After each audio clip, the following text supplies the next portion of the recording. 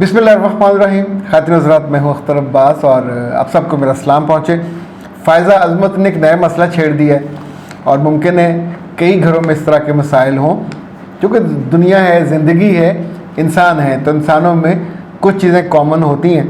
वो कहती है कि मेरी बड़ी बहन बहुत गुस्से वाली हैं, उनका गुस्सा हम बहन भाइयों ने बहुत सहा है, फिर उनकी शादी हो गई और अफसोस की बात यह है कि उनका मियाँ उससे भी ज़्यादा गुस्से वाला।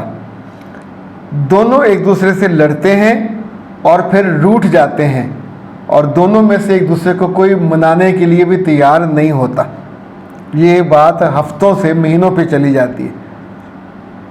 अब उसके मियाँ ने उसे मज़ीद तंग करने के लिए माली मुतालबे भी शुरू कर दिए हैं और साथ धमकी दी है कि अगर ये मुतालबे पूरे ना किए तो वो उसको वापस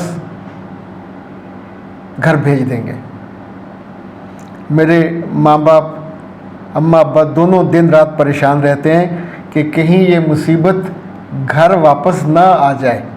तो बस अस्तग़फ़िरुल्लाह, यानी दो चीज़ें अलग अलग हैं। बेटी को भी वो जो महसूस कर रहे हैं कि मुसीबत है, ये घर आएगी तो घर में जितने लोग हैं उनकी ज़िंदगी वो ख़राब कर देगी। अच्छा, ये याद रखिएगा, अभी हम इस मसले को लेते हैं, इसका हल। जब हम बचपन में किसी बेटे या बेटी की को ख़राब आदत या रवैया देख रहे होते हैं और उसे टॉलरेट करते हैं, तो आप सोचिए कि आप उसके आने वाले ज़िंदगी को बर्बाद करने की ये न्यू बुनियाद रख रहे होते हैं। उस ज़िंदगी में अगर वो मर्द है तो औरत उसको नहीं रोक सकती, अगर औरत है तो मर्द उसका कुछ नहीं कर सकता। ये आदतें या रवैया इतना पुख्ता हो जाता है।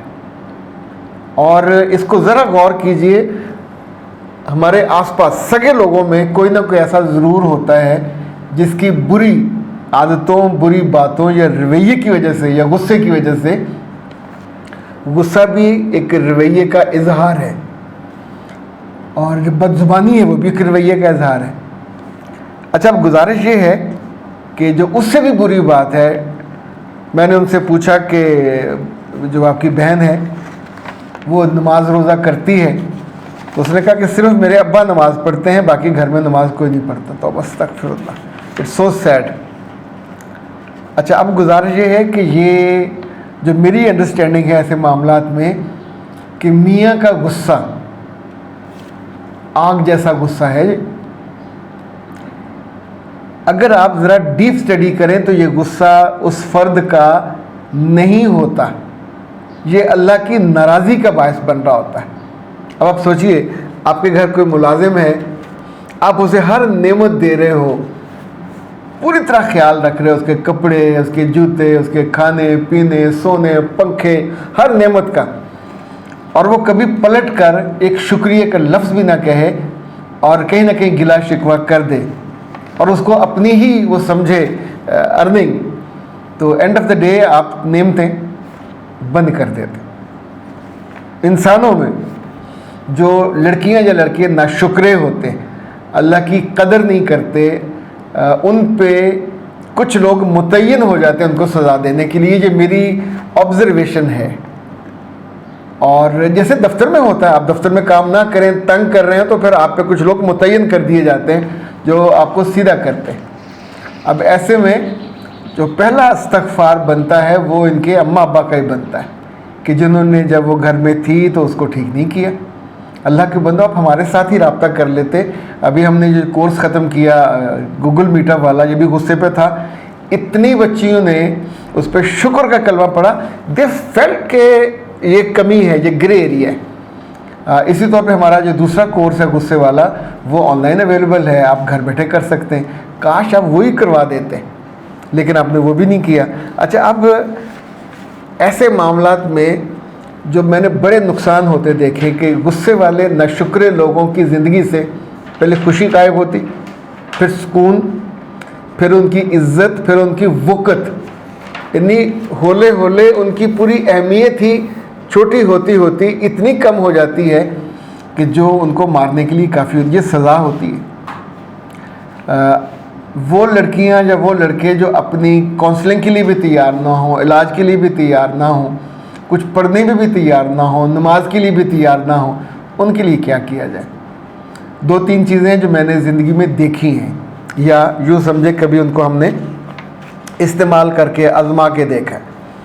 ایک تو جو والد اور والدہ، ایون اس میں بہن بھائی بھی شامل ہو سکتے ہیں، آپ اجتماعی طور پہ بھی کسی بھی نماز کے بعد بیٹھ کے جو وظیفہ ہے اللہ کا ذکر وہ کر سکتے ہیں۔ آپ کو استغفر اللہ اس کی جو تسبیح ہے، اچھا استغفار کی کم سے کم 3 تسبیحیں ابا اماں کو ضرور پڑھنی چاہیے اپنی بیٹی کے لیے۔ ان کا اجر ان کو بھی ملے گا، پر اس کو بھی تھوڑا کیونکہ اس میں غلطی ان کے ماں باپ کی شامل ہے۔ دوسری بات یہ ہے کہ یا ودود ہو، یا لطیف ہو، یا کریم ہو، یہ 3 اللہ کے نام ہیں۔ تینوں نرمی، لطافت، محبت، کرم، مہربانی، نوازش، اور ازیوم کیجئے کہ اللہ اس پہ مہربانی کرے، اس پہ مہربانی کرے، اس پہ مہربانی کرے۔ جو تیسری چیز ہے وہ بھی اللہ کا نام ہے، وہ ہے یا مانع۔ یہ اللہ کی صفاتی صفت ہے۔ یہ میں نے اتنی شاندار، اتنی جگہ پہ اس کو مستعمل یعنی استعمال کر کے دیکھا ہے۔ آپ کی جاب جا رہی ہو، کہ آپ کے جاب کے پیچھے پڑا ہو، آپ کا رشتہ خراب ہو رہا ہو، آپ کا میاں گھر سے نکال رہا ہو، کہیں کوئی آپ کو نقصان پہنچانے کے در پہ ہو، تو یا مانعوں کا مطلب ہوتا ہے حفاظت کرنے والا، روکنے والا، اس کی آگے دیوار بننے والا۔ تو یہ صرف اس میں 2-3 چیزوں کا خیال کرنا ہوتا ہے۔ یہ رٹا مار کے نہیں پڑھنے والا۔ یہ آپ آنکھیں بند کریں، تصور کریں اپنی بیٹی کا اور اس کے میاں کا کہ وہ رک جائے، آپ کی بیٹی بھی رک جائے، وہ بھی تو کو تنگ کر رہی ہے، اور اللہ ان دونوں پہ کرم کرے اور ان کو دونوں کی بری عادتوں کو روک دے، اور میاں جو تنگ کرنے کی کوشش کر رہا ہے اس سے بھی رک جائے۔ یہ آپ کو کھلا پڑھنا ہوگا، یعنی اس میں 1 دن 2 دن 4 دن کا مسئلہ نہیں ہے۔ میک اٹ یور روٹین اور اس کو پڑھتے جائیے۔ عام طور پہ جو وظائف ہیں وہ 40-41 دن ضرور پڑھنے ہوتے ہیں، اور اس سے پہلے ان کے جو بہت اچھے نتائج ہیں وہ آنے لگ جاتے ہیں۔